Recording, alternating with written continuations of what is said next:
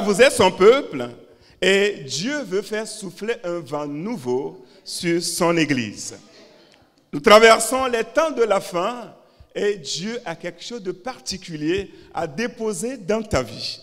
Parce que nous sommes son peuple et Dieu nous veut en mouvement. Dieu nous veut en train de faire l'œuvre à laquelle il nous a appelés. Amen. Ce grand Dieu tient à sa parole. Amen. Il veut élever le niveau spirituel de son Église. Vous vous souvenez, en début d'année, Dieu nous disait qu'il a l'intention de nous amener à eaux profondes. Alléluia.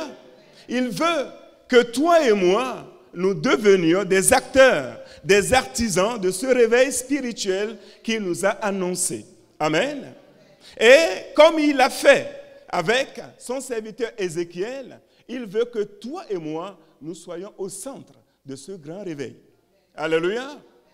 Donc, à travers ce passage, nous allons rapidement, parce que nous avons la scène, nous allons rapidement voir comment Dieu a traité avec son serviteur Ézéchiel. Amen. Et nous finirons en donnant les caractéristiques de ce grand réveil que Dieu s'apprête à faire éclater au milieu de son peuple. Alléluia. Que son Saint-Nom soit glorifié. Amen. Lorsque nous lisons le livre d'Ézéchiel, la toile de fond qui nous vient tout de suite, quand nous parcourons le livre, nous verrons que le contexte historique de ce livre nous ramène à Babylone. Amen. Quand nous lisons l'histoire du peuple d'Israël, ils ont connu des moments sombres dans leur histoire. Ils ont tourné le dos à leur Dieu et cela a fait que Nebuchadnezzar, le roi de Babylone, avait la main forte sur le peuple d'Israël pendant des années. Amen. Ce qui a fait que Israël a connu plusieurs déportations. Des jeunes gens vigoureux, des Juifs israélites ont été déracinés, ont été pris d'Israël parce que vaincus par Nebuchadnezzar, il les a pris, il les a déportés et il les a amenés en Babylone sur une terre étrangère. Alléluia. Et pendant des années, le peuple juif a souffert sous la domination de ce roi méchant que Dieu a fait exprès de susciter pour punir son peuple qui lui a tourné le dos. Et pendant ces différentes déportations, il y avait des jeunes qui se sont retrouvés en tant que des exilés en Babylone. Et parmi ces jeunes, nous connaissons bien Daniel. Daniel a fait l'exil. Nous connaissons Anania. Anania aussi a fait l'exil au même moment que Daniel. Nous connaissons aussi Michaël. Michaël a fait l'exil dans la même période que Daniel. Et il y avait aussi Azaria. Azaria, si je vous dis Shadrach, Meshach, Abednego, ça vous parle tout de suite. Mais les noms que je viens de donner, les trois derniers, parlent de la même personne.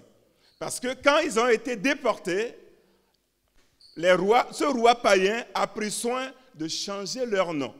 Il leur a donné les noms appartenant à des dieux païens. Amen.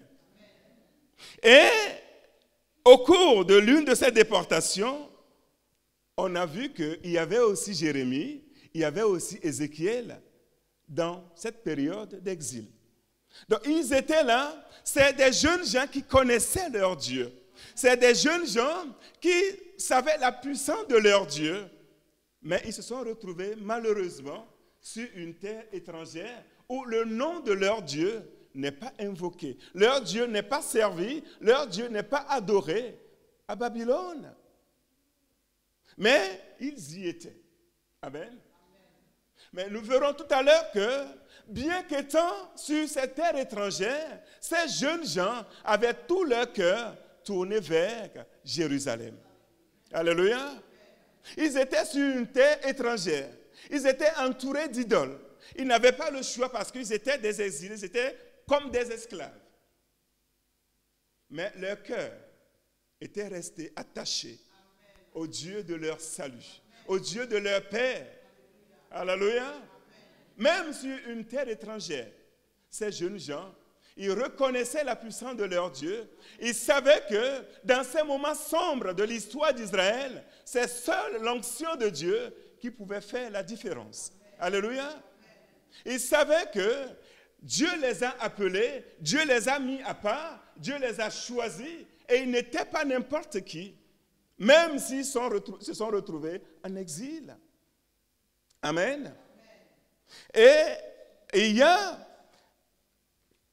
un rapport qui est fait concernant ces jeunes gens qui me meut beaucoup. Dans le psaume 137 que je vais rapidement vous lire, ces jeunes gens étaient très très affectés par la situation spirituelle d'Israël à cette époque. Sur les bords des fleuves de Babylone, nous étions assis et nous pleurions en nous souvenant de Sion. Amen.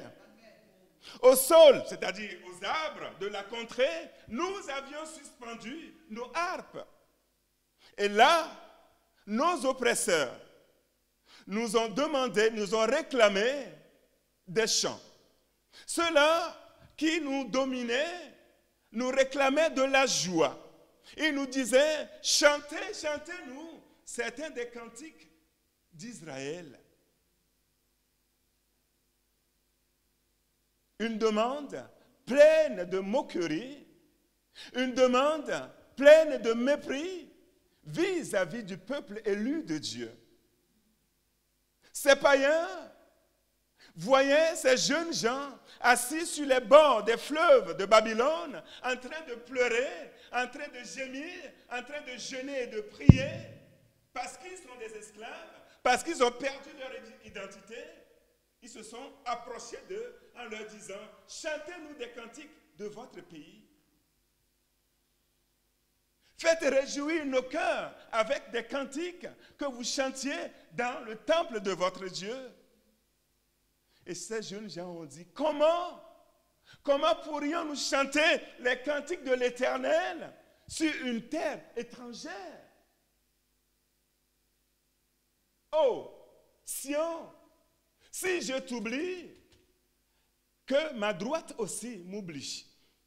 Sion, si je t'oublie, que ma langue soit collée à mon palais, que je ne puisse jamais parler. Nous voyons que ces Hébreux avaient leur cœur resté à Jérusalem, leur cœur resté en Sion.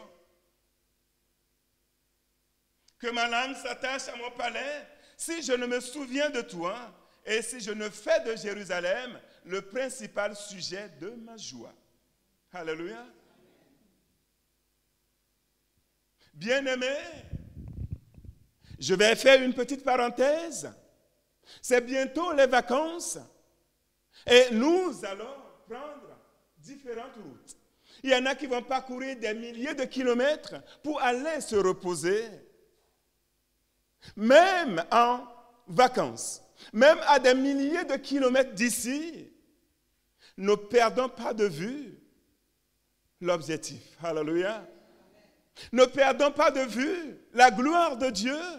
Nous sommes appelés à craindre notre Dieu, quel que soit l'endroit où nous nous trouvons. Nous devons servir notre Dieu avec crainte et tremblement, comme ces jeunes gens l'ont fait, même sur une terre étrangère.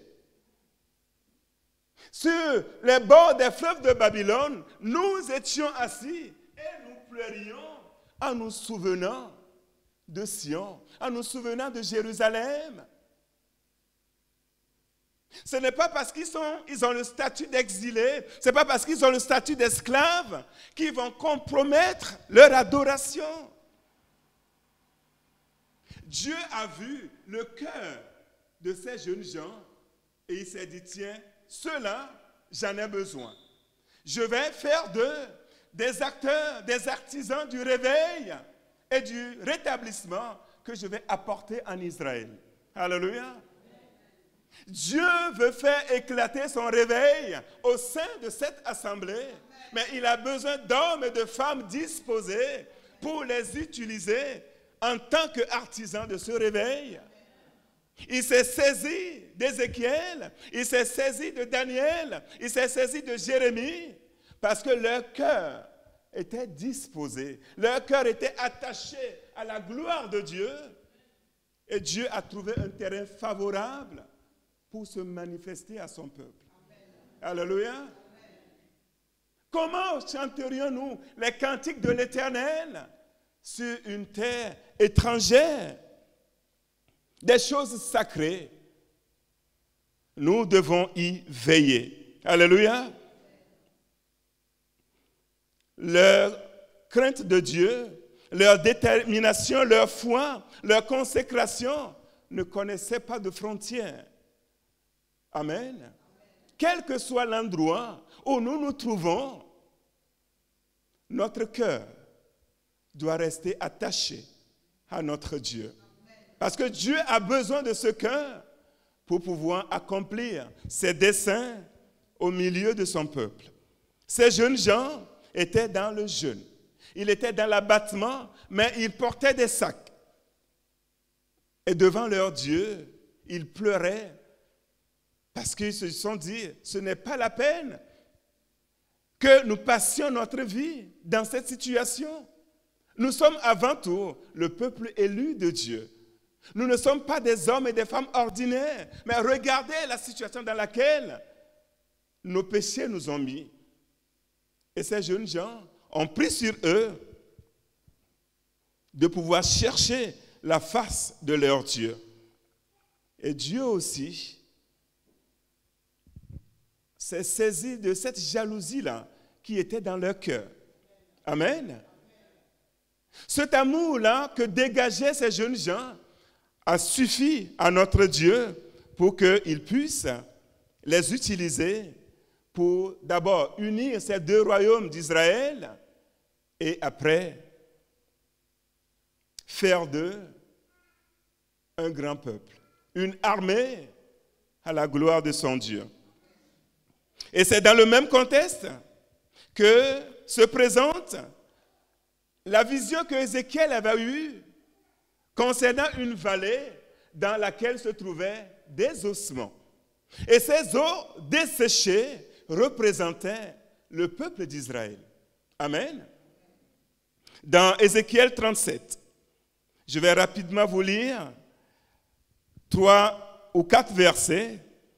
Dieu disait à Ézéchiel, parce que son cœur était disposé, ce monsieur soupirait dans son cœur à cause de la situation dans laquelle s'était retrouvé Israël. Et Dieu lui disait, prophétise donc et dis-leur, ainsi parle le Seigneur l'Éternel, voici, j'ouvrirai vos sépulcres, je vous ferai sortir de vos sépulcres, ô peuple d'Israël, je ramènerai dans le pays d'Israël vos enfants. Je mettrai mon esprit en vous et vous vivrez. Je vous rétablirai dans votre pays et vous saurez que moi, l'Éternel, j'ai parlé et j'ai agi. Amen. Amen. Prophétise donc. Alléluia. Amen. Dieu a besoin de prophètes dans cette salle. Et pas n'importe lesquels. Je ne parle pas de ceux-là qui parcourent Paris pour semer la zizanie au sein des familles. Amen. Mais Dieu a besoin d'hommes et de femmes inspirés de sa part pour pouvoir proclamer ses oracles vis-à-vis de son peuple. Prophétise. Et pendant que toi et moi, nous sommes en train d'entendre la voix du Seigneur, que la vie, l'Esprit de Dieu pénètre son peuple. Alléluia. Si pendant que tu es en train de m'écouter, pendant que tu es en train de te préparer pour venir à la table du Seigneur, si dans ton corps il y a une maladie, si dans ta vie il y a une situation compliquée, que la puissance de la parole de Dieu remette de l'ordre dans ta vie et dans ton corps. Dieu disait à Ézéchiel, prophétise, dis à mon peuple que moi, l'Éternel, qui est en train de parler, j'ai aussi la capacité d'agir. J'ouvrirai vos sépulcres, je vous ferai sortir et je vous ramènerai dans votre pays. Et vous saurez que je suis l'Éternel. Dieu veut se révéler à ce monde. Il veut se révéler à cette ville de Neuilly. Mais il a besoin d'hommes et de femmes pour prophétiser. Il a besoin d'hommes et de femmes pour annoncer que nous servons un Dieu qui est capable. Un Dieu qui est agissant. Un Dieu qui parle et qui exécute ce qui sort de sa bouche. Dieu a besoin d'hommes et de femmes disposés pour pouvoir véhiculer cela. Recevez le Saint-Esprit. Alléluia. Recevez sa plénitude. Recevez les dons qui vont avec. Alléluia. Et que la puissance du Saint-Esprit s'empare de ta personne, car il est écrit te concernant que vous recevrez une puissance lorsque le Saint-Esprit surviendra sur vous et vous deviendrez les témoins. Vous deviendrez des ouvriers du Seigneur. Et Dieu a besoin d'ouvriers. Il a besoin d'artisans, d'acteurs du réveil qu'il est prêt à faire éclater au sein de son peuple. Est-ce que dans cette salle, est-ce qu'il y a un homme disposé? Est-ce qu'il y a une femme disposée? Est-ce qu'il existe dans cette salle des vases qui veulent se mettre au pied du Seigneur pour dire, Seigneur, me voici. Seigneur, viens dans ma vie, habite mon corps, me voici. Quelles sont les caractéristiques de ce réveil que notre Dieu veut faire éclater au milieu de son peuple? À Ézéchiel, voici ce qu'il a montré. Ézéchiel a vu une rivière, cette rivière sortant du temple. Et au fur et à mesure qu'elle coulait, elle devenait de plus en plus large et de plus en plus profonde. Alléluia. Et l'envoyé de Dieu, l'ange de Dieu, qui était en train de diriger Ézéchiel dans cette vision, avait à la main un cordeau pour mesurer. Alléluia. Et à chaque fois qu'il faisait passer son serviteur dans cette eau, il prenait le soin de mesurer. Et quand il a pris la première mesure, Ézéchiel disait, j'avais de l'eau jusqu'à la cheville. Alléluia. Vu que le fleuve s'élargissait, s'approfondissait, il a fait traverser une deuxième fois. Ézéchiel nous dit, j'avais l'eau jusqu'aux genoux. Alléluia. Le fleuve s'approfondissait toujours et s'élargissait. Le Seigneur a encore fait traverser son serviteur. Il dit, quand il a pris la mesure, j'avais l'eau jusqu'au rein. Le fleuve continuait de couler. Et quand ça coule, ça s'élargissait en même temps et ça devenait de plus en plus profond. Cette fois-ci, Ézéchiel traverse, mais Ézéchiel ne pouvait plus. Alléluia. Il dit, le fleuve était tellement profond qu'il ne pouvait que nager. Alléluia. Tellement c'était profond. Et quand nous parcourons la façon dont Ézéchiel a présenté son récit, il y a des expressions qui me parlent beaucoup.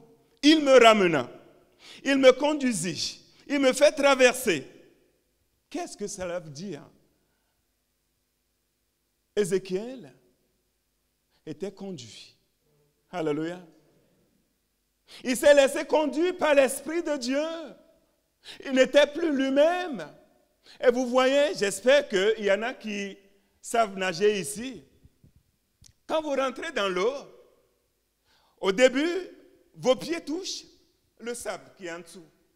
Quand vous vous avancez, au fur et à mesure que vous vous avancez, vous voyez que vous perdez l'équilibre un tout petit peu. Mais une fois que vous allez plus loin, vous n'êtes plus vous-même. Vous ne pouvez plus contrôler quoi que ce soit. Alléluia. Et je pense que c'est le plan de Dieu. C'est ce que Dieu a en tête pour toi et pour moi. Alléluia. Dieu veut nous amener en eau profonde. Et pour ça, ce n'est pas en restant sur le rivage que nous allons y arriver. Amen. Le Saint-Esprit veut que nous dépendions de lui. Il veut que toi et moi, nous puissions pénétrer son intimité parce que Dieu a de grandes choses à révéler. Il a besoin des gens pour prophétiser. Et pour prophétiser, c'est pour dire des oracles de l'Éternel. Des choses cachées que toi et moi, nous ne connaissons pas. Dieu a besoin de vases pour utiliser. Alléluia. Dans ces temps de la fin, Dieu veut faire éclater un réveil. Il peut, sur son trône, le faire, mais il a besoin de moi, il a besoin de toi, comme artisan de ce réveil. Alléluia. Au fur et à mesure que cette rivière la coulait, elle s'élargissait et elle s'approfondissait aussi en même temps. Et Dieu faisait traverser son serviteur. À chaque fois, il prenait soin de mesurer. Je disais que Dieu veut élever le niveau spirituel de son Église. Et pour ça, il a besoin d'acteurs engagés. Il a besoin de toi. Il a besoin de moi. Ça veut dire quoi? Dieu veut que des prières montent de ce temple. Dans vos maisons, Dieu veut que des prières montent vers son saint trône. Il a des choses extraordinaires à réaliser au milieu de nous et par nous. Il a besoin d'acteurs. Il a besoin d'artisans de ce réveil. Alléluia. Venez, venez, bien-aimés, allons nager avec le Seigneur. Amen. C'est un fleuve particulier, une rivière particulière. Et le fait de mesurer à chaque fois. Et Ézéchiel prenait soin de nous indiquer le niveau d'eau à chaque fois. Notre croissance spirituelle tient à cœur. Notre Dieu tient cela à cœur. Amen. La croissance spirituelle du peuple de Dieu. Jean 7, le verset 37 et 38. Le dernier jour, le grand jour de la fête, Jésus se tenant debout s'écria. Alléluia. Si quelqu'un a soif, qu'il vienne à moi et qu'il boive. Alléluia.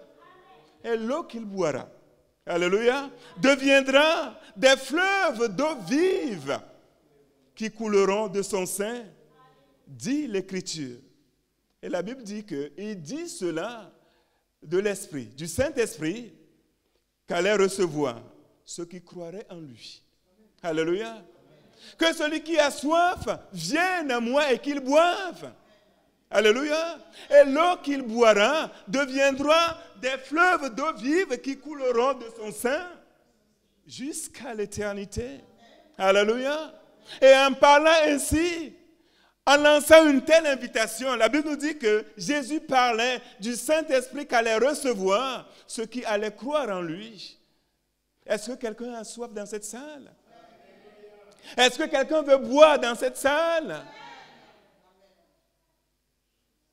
Si nous connaissions le don de Dieu et celui-là qui est en train de s'adresser à nous, nous allions courir en disant, Seigneur, me voici, j'ai soif. Remplis-moi. Et ces fleuves d'eau vive couleront en notre sein. Alléluia. Viens et bois. Alléluia. Viens étancher ta soif. Quelle fonction Dieu a-t-il attribuer à cette rivière? De quoi est capable ce fleuve que Dieu veut faire couler au milieu de son peuple? Il y a des versets que je vais rapidement relever et après cela, nous allons prier et aller à la scène. Ézéchiel 47 que nous avons lu, les versets 8 et 9 nous disent ceci. Tout être vivant, le 8 d'abord, il me dit, cette eau coulera vers le district oriental, descendra dans la plaine et entrera dans la mer. Lorsqu'elle se sera jetée dans la mer, les eaux de la mer deviendront saines. Alléluia. Ça veut dire quoi? Les eaux de la mer deviendront saines.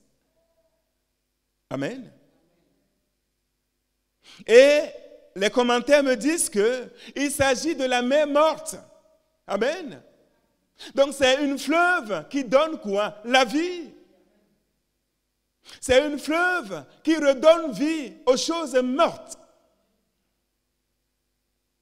Dans ta vie, au sein de cette église, dans ta famille, Dieu veut faire de toi quelqu'un qui donne quoi? La vie. Transporte la vie au sein de ta famille. Transporte la vie pour ton corps, pour ton âme, pour ton église. Partout où arrive cette rivière qui coule, la Bible nous dit qu'elle assainit tout sur son passage. Vous vous rappelez, au temps d'Élisée, ses disciples sont venus le voir, lui disant, « Maître, la ville que nous habitons, il s'agissait de la ville de Jéricho, c'est une ville qui est bien située, mais nous avons un problème, maître. L'eau dans cette ville fait avorter les femmes. L'eau est imbuvable. » Le maître a fait un geste. Alléluia. Ramenez-moi une assiette, toute neuve, et mettez-y du sel. On parlera du sel tout à l'heure. Amen. Et Élisée a purifié l'eau à la source. Amen. L'eau, ces fleuves d'eau vive qui sont appelés à couler de ton sein, de mon sein, c'est de l'eau, mais avec une vertu qui purifie, qui vivifie. Alléluia. Et quand on parle de réveil spirituel, c'est sortir quelqu'un de l'état de mort, de sommeil profond, et le ramener à la vie. Alléluia. Et le Saint-Esprit, à l'œuvre, le Saint-Esprit agissant au sein de son peuple, est appelé à nous réveiller de notre sommeil. Même mort, l'Esprit de Dieu est capable de nous ressusciter. Alléluia. Et Dieu est sur le point de l'accomplir dans ta vie au sein de cette église. Et si tu le crois, tu le verras s'accomplir dans ta vie. Alléluia. La mer morte est devenue une mer assainie. Le fleuve, symbole du Saint-Esprit, symbole de bénédictions de toutes sortes. Mais le Saint-Esprit peut aussi symboliser le monde le fleuve plutôt peut aussi symboliser le monde dans lequel nous vivons. Les versets 9 à 12 nous disent ceci. Tout être vivant qui se meut vivra partout où le torrent coulera. Et il y aura une grande quantité de poissons. Car là où cette eau arrivera, les eaux deviendront saines et tout vivra partout où parviendra le torrent. Verset 10. Des pêcheurs se tiendront sur ses bords, depuis En-Gedi jusqu'à En-Eglaïm. On étendra les filets et il y aura des poissons de diverses espèces, comme les poissons de la grande mer, et ils seront très nombreux. Amen. Alléluia. Allons en eau profonde Pourquoi? Parce que Dieu veut faire de toi, il veut faire de moi un pêcheur d'âmes. Alléluia. Au sein de cette rivière, au sein de ce fleuve, la Bible nous dit qu'il y a de nombreux poissons de toute espèce. Et sur les bords du fleuve, il y a des pêcheurs qui jettent les filets. Pour faire quoi? Pour attraper des poissons. Alléluia. Vous recevrez une puissance, comme je le disais tout à l'heure, et vous deviendrez mes témoins.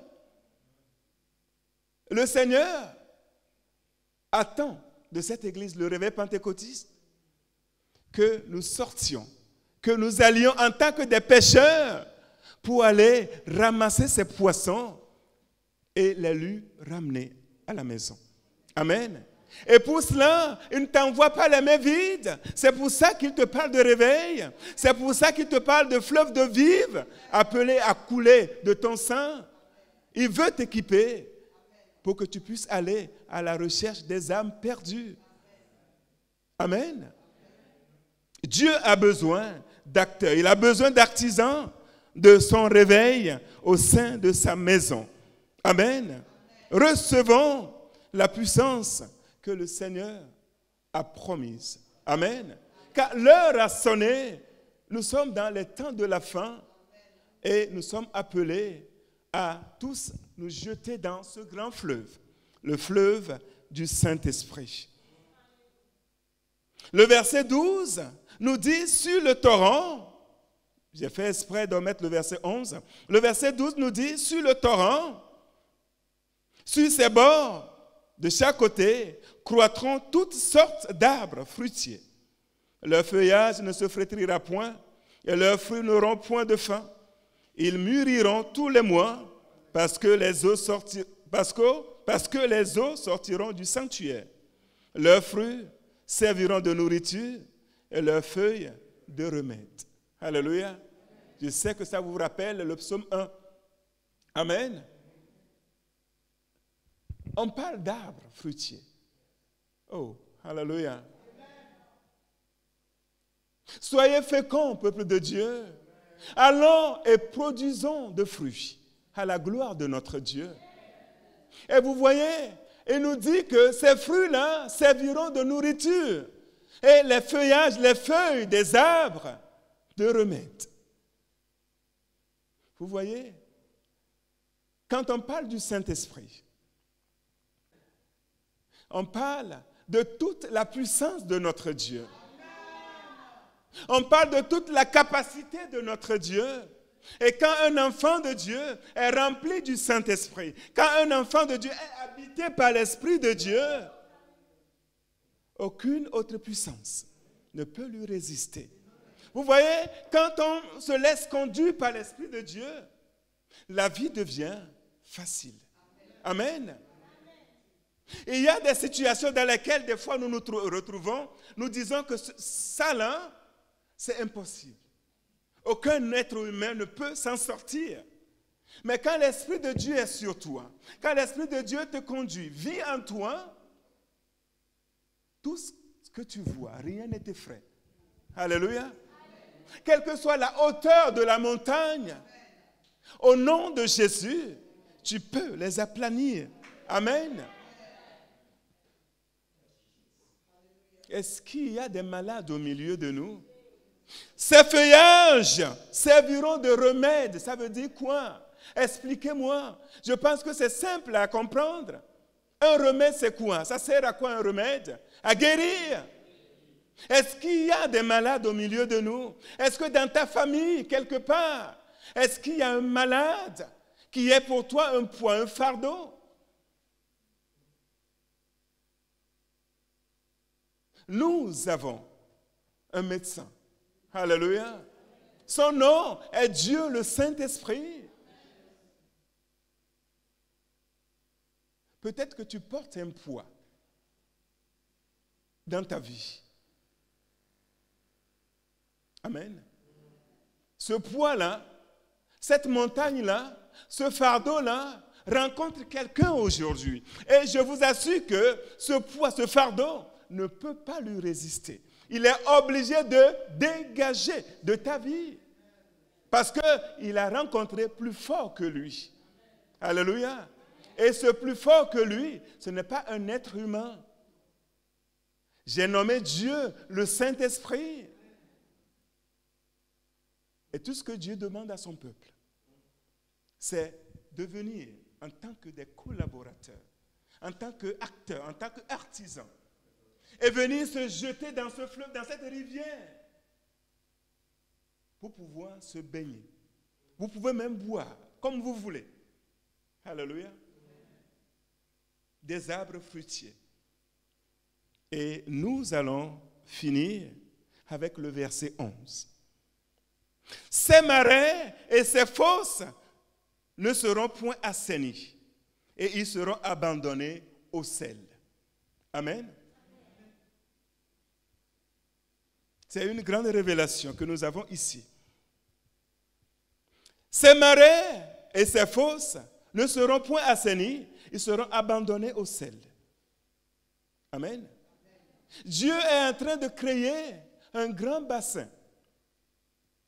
Et dans ce bassin-là, on aura à extraire du sel.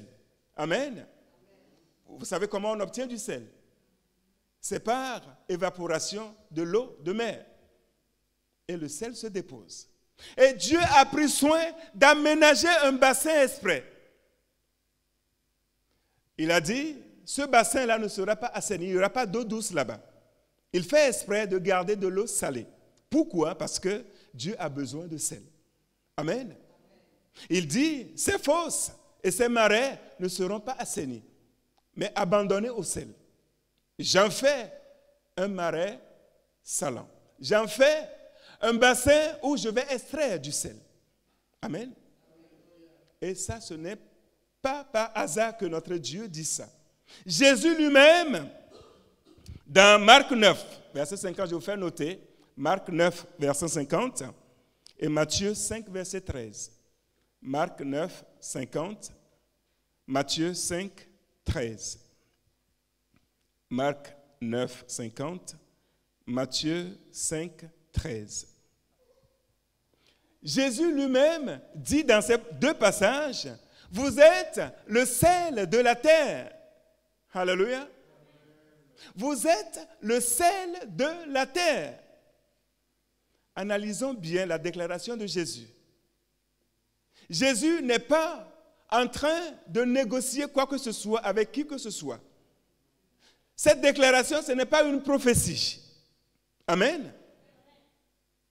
Jésus n'est pas en train de demander quelque chose à ses enfants, mais il est en train de faire une déclaration, c'est un fait. Vous êtes. Ce n'est pas une prophétie qui va s'accomplir, mais c'est un fait. La chose est comme ça. Vous êtes le sel de la terre.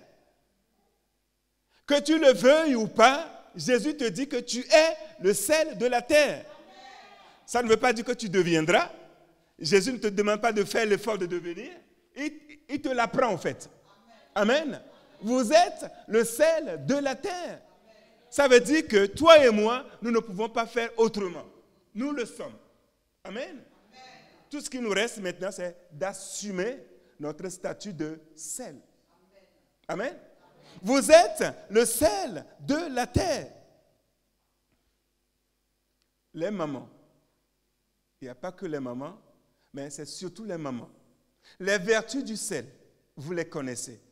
Est-ce que vous pouvez m'aider à énumérer quelques vertus du sel? Aidez-moi à prêcher, s'il vous plaît. Le sel donne de la saveur. Amen. Amen. Ça conserve aussi. Alléluia. Ça préserve, ça conserve. Amen. Le sel purifie. Élisée l'a utilisé pour purifier l'eau de Jéricho. Le sel purifie. Alléluia. Vous êtes le sel de la terre, déclare Jésus. Et si le sel est capable de faire tout ça, dans certaines ethnies, je l'ai acheté récemment, quand on veut vous donner la liste de la dot, il y a le sel. Amen. Pourquoi on prend soin de lister le sel dans tout ce qu'il faut pour doter une fille dans ces régions? C'est pour tout ce que nous venons de citer. Amen. Le sel a de la valeur. Donc si la Bible déclare de toi et de moi que nous sommes le sel de la terre, ça veut dire que nous avons du pain sur la planche, nous avons du boulot. Amen. Partout où il manque de la saveur, la nourriture est fade. La nourriture est fade. Et pour conserver, à l'époque, il n'y avait pas de réfrigérateur. Pour conserver des aliments, pour conserver de la viande, on est obligé d'utiliser du sel. Le sel préserve. Et au sein de ta famille, tu es du sel. Alléluia. Est-ce que ta famille peut se reposer sur toi en tant que sel? Est-ce que ton église peut se reposer sur toi en tant que sel?